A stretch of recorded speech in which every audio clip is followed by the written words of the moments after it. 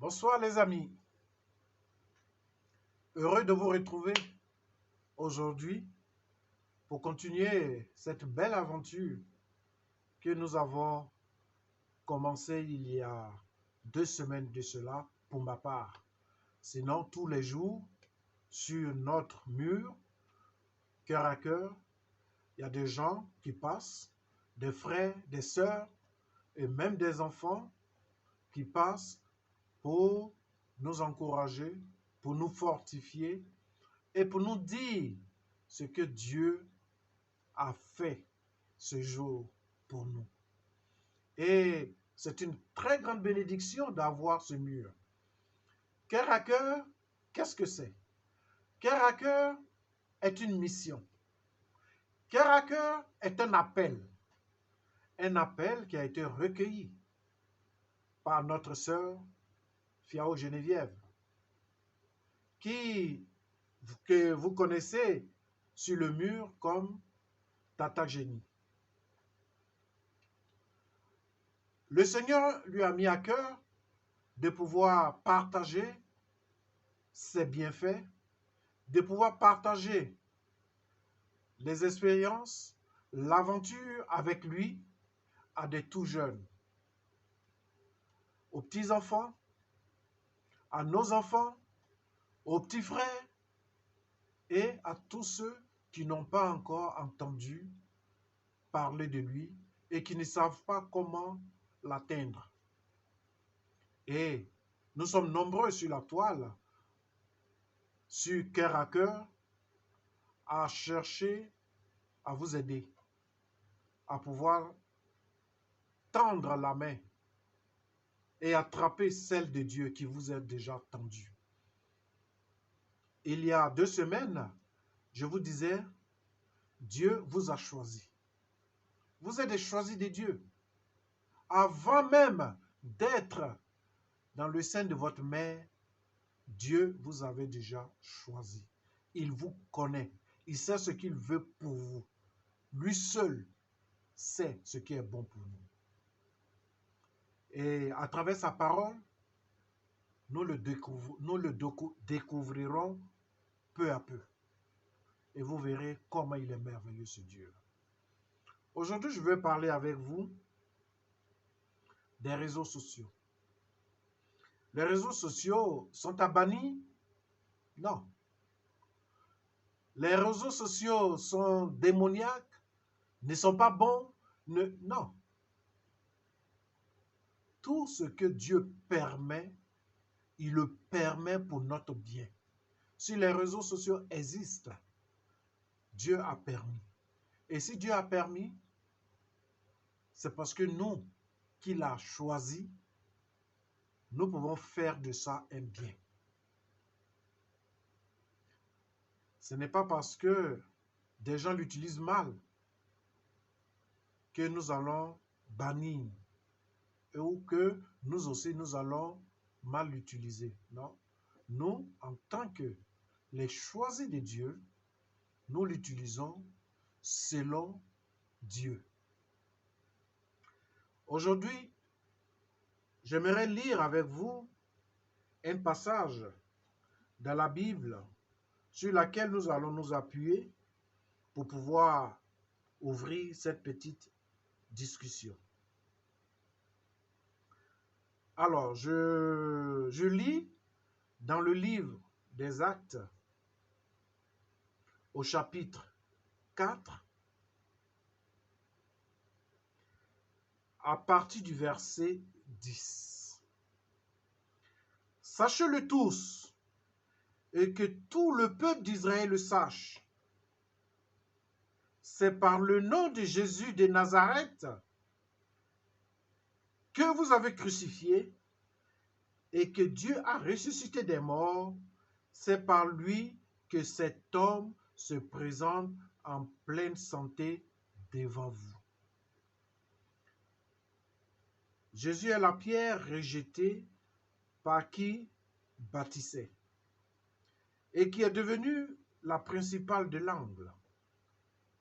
Il n'y a de salut en aucun autre, car Et il n'y a sous le ciel aucun autre nom qui a été donné parmi les hommes par lequel nous devions être sauvés.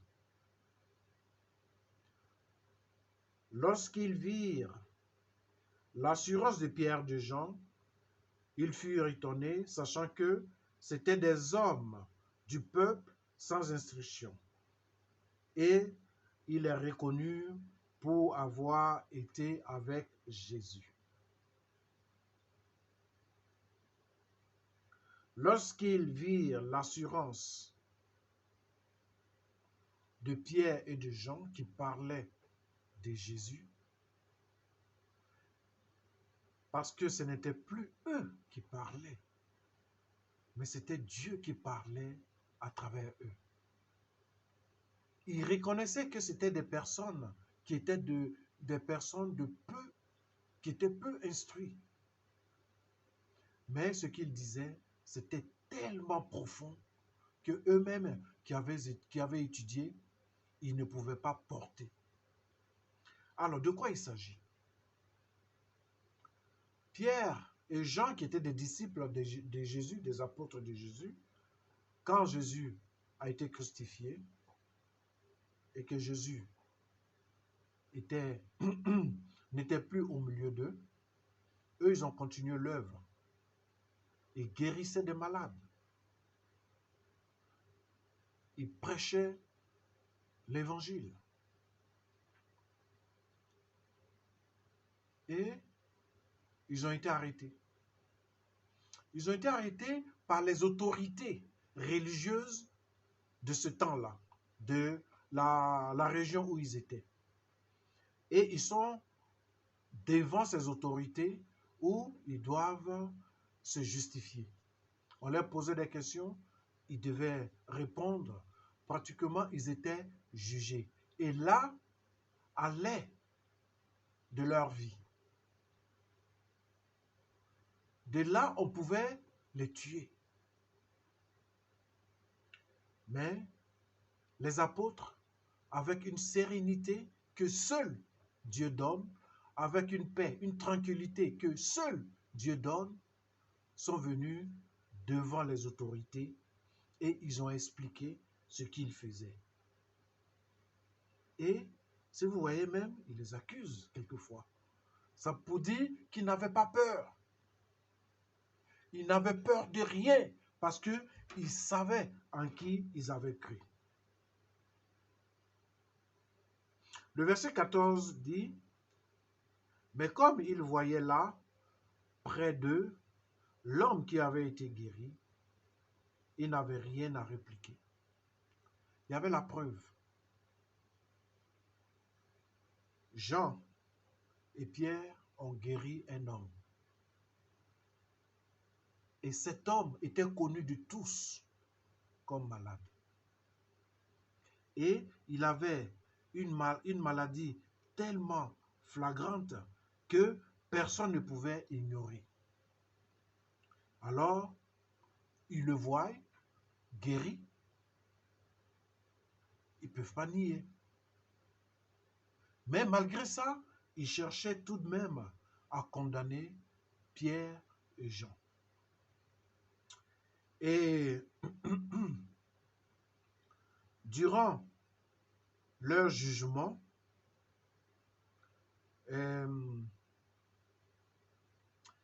le peuple qui était à l'affût de ces nouvelles, qui voyait toutes ces choses, était prête. Et il y en a même qui avaient déjà cru. Maintenant, les autorités, ce qu'ils avaient peur, les autorités religieuses, est que tout le peuple entende, voie et qu'ils croient en Jésus, le Sauveur, comme leur Seigneur. Alors, ils ont appelé Jean et Pierre, ils ont été même menacés,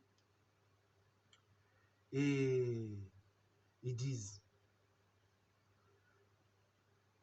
mais afin que la chose ne se répande pas davantage parmi le peuple, défendons-leur avec menace de parler désormais à qui que ce soit de ce nom-là. De quel nom? Du nom de Jésus. Et les ayant appelés, il leur défendit absolument de parler et d'enseigner au nom de Jésus. Pierre et Jean leur répondit. C'est ça notre verset clé.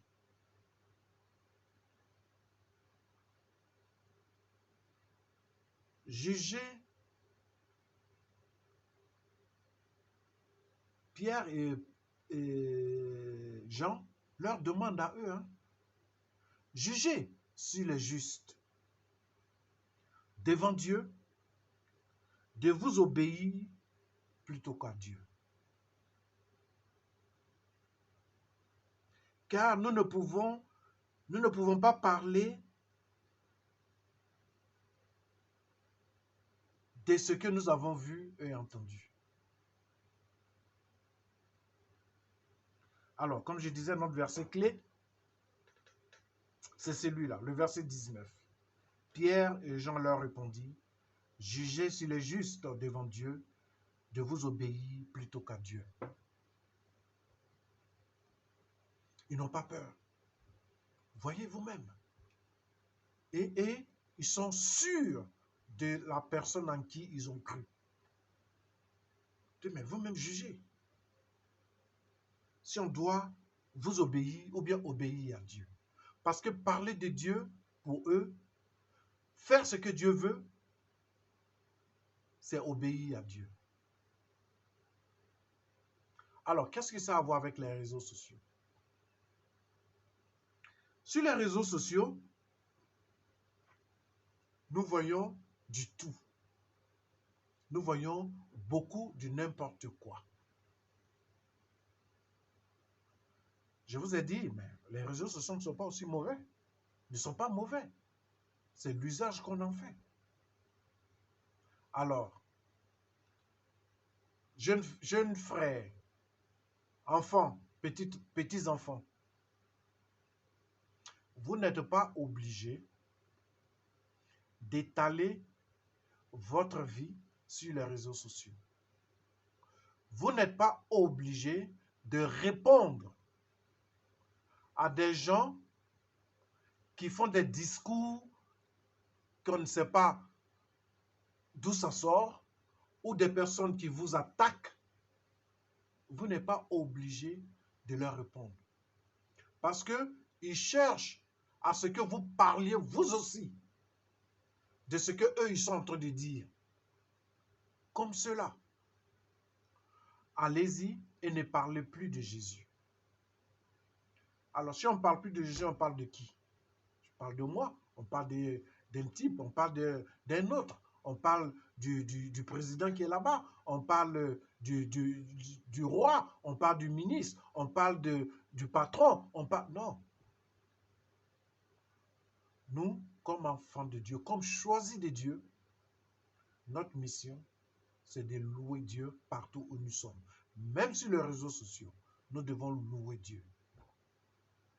Ne vous laissez pas endoctriner par toutes ces nouvelles que vous entendez sur les réseaux sociaux. Sur les réseaux sociaux, il y a des bonnes choses. Durant ce confinement, nous avons fait tous nos cultes sur les réseaux sociaux. Mais s'il n'y avait pas ces réseaux sociaux, c'est vrai, Dieu allait créer une autre opportunité. Mais ça nous a beaucoup aidés. Ça a fait en sorte que nous sommes restés unis. Nous avons loué Dieu ensemble. Nous avons partagé la parole de Dieu. Pour certaines églises, même la Sainte Seine, ils l'ont faite à travers les réseaux sociaux. Les réseaux sociaux ne sont pas là pour nous bannir. Mais les réseaux sociaux sont là pour nous aider à avancer. Frères, enfants, petits enfants, ne vous laissez pas manipuler par n'importe qui.